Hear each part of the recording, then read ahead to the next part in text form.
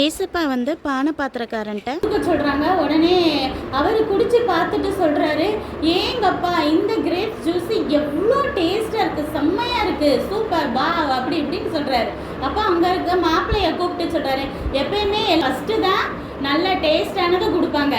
இப்போ ஒருவேளை பந்தியில் கூட்டம் ஜாஸ்தி ஆயிடுச்சு அப்படின்னு என்ன செய்வாங்க, இப்போ குழம்பு கொஞ்சம் தான் இருக்குன்னா என்ன பண்ணுவாங்க, தண்ணியை ஊற்றி அட்ஜஸ்ட் பண்ணுவாங்க. அப்படி தானே, குழம்பு குறைஞ்சி போச்சு இல்லை பாயசம் கம்மியாக போச்சுன்னா கொஞ்சம் தண்ணி எடுத்து ஊற்றிடுவாங்க. அப்போது அது டேஸ்ட் எப்படி இருக்கும், கம்மியாக தானே இருக்கும்.